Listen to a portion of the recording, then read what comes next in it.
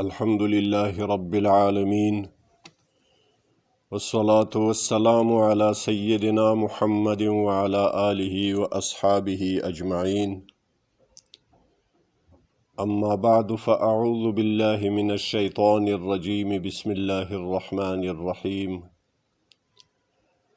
الله لا إله إلا هو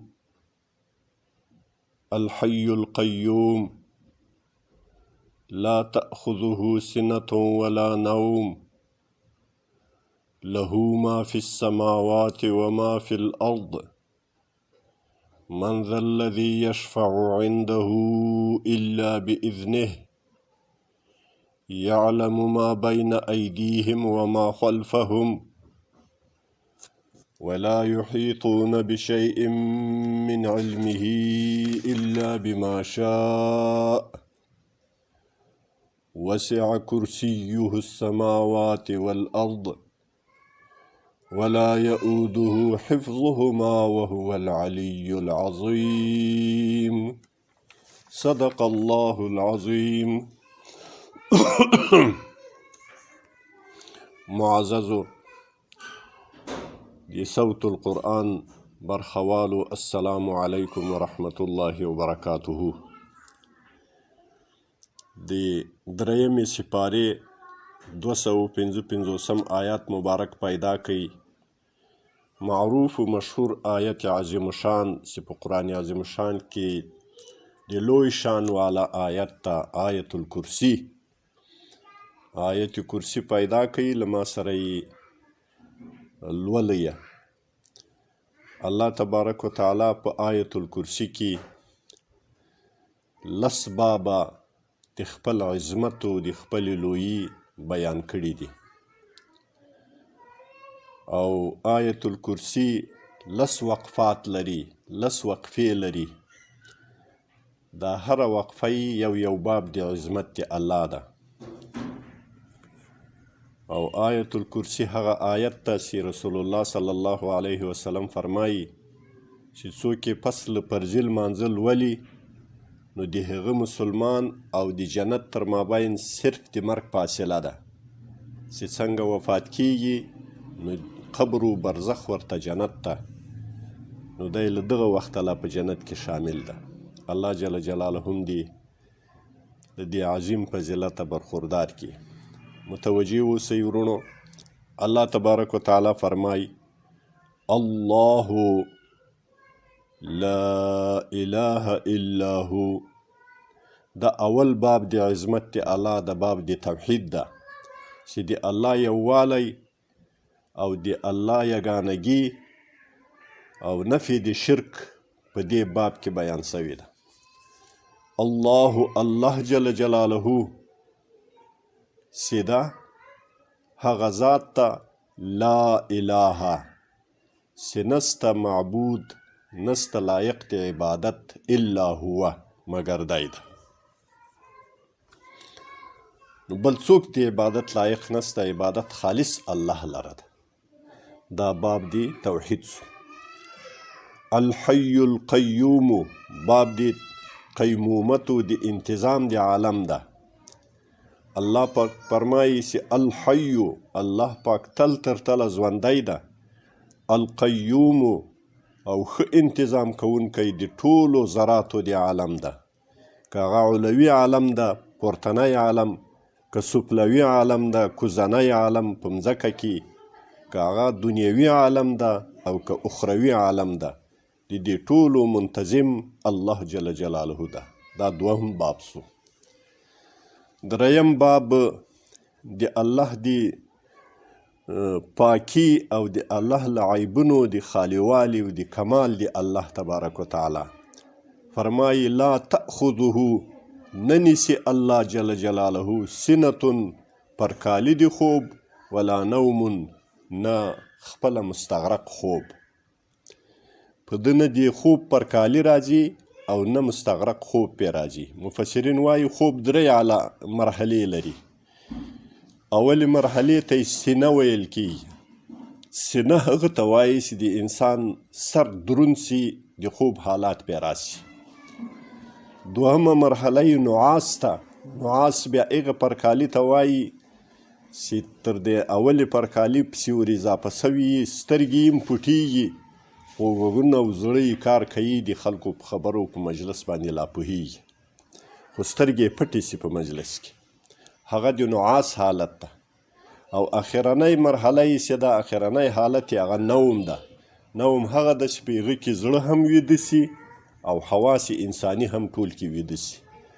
الله تبارک وتعالی باندې نه سینه راځي چې هغه اوله مرحله د خوب ده، نه نعاس طبقي چې منځنۍ مرحله دغه په خپله منتفي سوې ده، او نه نوم و خوب طبقي چې د الله تبارک وتعالی باندې خوب راشي ویده سي الله. ځکه خوب د عیب نښانه ده، د عجز نښانه ده. هغه چا خوب ته ضرورت ده چې هغه ستړی لري، ستوماني لري او ستړی کیږي، آرام ته یې ضرورت دی. خوب هغه ستړیا لرې کوي. الله کې دغه عیب نسته چې الله ستړی کیږي. نو همیشه بیدار او همیشه فعال لما یرید ده. څلورم باب د ملکیت د اسمانونو او د مځکې او هغه څه چې په مځکو او په اسمانو کې دي. الله تبارک وتعالی فرمایي له ما فی السماوات و ما فی الارض. له خاص الله لره دی ما هر هغه څه فی السماوات چې په اسمانو کې دي و ما فی الارض او هر هغه څه چې په ځمکه کې دي. دا ټول خلقن دی الله دی، پیدا کړ سوي شیان دی الله دی، الله یې خالق ده. ملکن دی الله دی، الله یې مالک ده او متصرف ده. او عبیدن دی الله دی، الله یې معبود ده، دی ټول په عبادت کې دي. یو له کافر انسان او له کافر پیری ماسوا چې دی الله له عبادت او له خپل ذکر محروم ده، نه کوي، منکر ده، کافر ده. نو ټول مخلوقات او ټول عالم که هغه ذی روح دي که غیر ذی روح دي، هغه د الله په تسبیح او په عبادت کې په خپل حیثیت باندې مشغول دي. الله تبارک وتعالی بل ځای قرآن عظیم شان کې وایي ولکن لا تفقهون تسبیحه. تاسې په تسبیح باندې نه پوهیږئ، تاسې ته د تسبیح کیفیت نه معلومیږي. پنځم باب الله جل جلاله فرمایي چې من ذا الذي يشفع عنده الا باذنه. دا باب دی خود مختاری او د استقلال دی الله تبارک وتعالی ده چې الله جل جلاله په سلطنت کې هیڅوک دخل و مداخله نشي کولای. من ذا الذي څوک ته هغه کس یشفعو چې شفاعت به کوي عنده په حضور دی الله کې الا باذنه بیل اذن و اجازې دی الله. هیڅوک نسته. هر څوک چې شفاعت کوي، که هغه ولی ده که نبي ده که ملک مقرب ده که شهید ده که کنکلي زراري او ماشومان دي، څو چې د الله اذن و اجازت ورته نه وي، هغه د الله له اذن او له اجازته پرته سفارش او شفاعت نشي کولای. د الله په فیصله کې هیڅوک مداخله نشي کولای. او شپږم باب ده یعلم ما بین ایدیهم و ما خلفهم. د کمال د علمیت باب ده. الله علم لري په هغه شیانو باندې ایدیهم چې په مخ دي د انسانانو مخلوقاتو کې را روان دي، و ما خلفهم او په هغو شیانو باندې چې وروسته له دوی چې پاته سول، له آدم علیه السلام یا له خلقت مخلوقاتو را دې خواته چې دا څومره شاته دورانونه دي، په دې باندې علم دی الله ده. را روان حالات چې دي تر جنت و دوزخه پورې، تر ابد الآباده پورې، په دې باندې علم دی الله ده، بل څوک علم نه پې لري. او پنځم باب اووم باب چې ده باب د احاطې د علم دی الله تبارک وتعالی ده. باب د عجز د مخلوق ده او د عظمت د خالق ده. الله پاک فرمایي ولا یحیطون بشیء. احاطه نسی کولای مخلوق په یو شي باندې من علمه لا علم دی الله الا بما شاء، مگر په هغه اندازه باندې چې خوښه سي دی الله تبارک وتعالی وغواړي. الله تبارک وتعالی که الله ونه غواړي د الله د علم په معلوماتو باندې هیڅوک علم نسی راوستلی. او اتم باب چې ده هغه د عظمت و د لویي د الله په دې معنا باندې ده چې د الله کرسي او د الله جل جلاله پورته مخلوقات ډیر عظیم مخلوق ده. فرمایي وسع پراخه ده او لویه ده کرسیه، کرسی د الله جل جلاله السماوات والارض، په اسمانو په مځکه باندې. تر مځکو تر اسمانو چې دا انسانانو ته کوم لوی شی په نظر باندې راځي خو هغه مځکو اسمانونه دي، تر دې لویو شیانو هم د الله کرسۍ ډیره لویه ده. او نهم باب کې راځي الله تبارک وتعالی کمال دی عظمت بیانیږي پکې چې ولا یعوده حفظهما، نه ستړی کوي نه ستومانه کوي حفظهما ساتنه د مځکې او د اسمانو. د الله مځکه او د الله اسمان چې ساتل کیږي الله یې ساتي.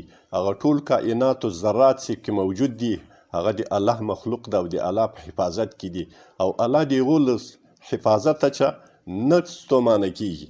هغه پیدا کولو کې دي، هغه په رزق ورکولو کې دي، هغه په پالند او تربیت کې او د هغه په پناه کولو باندې الله پاک نه ستړی کیږي.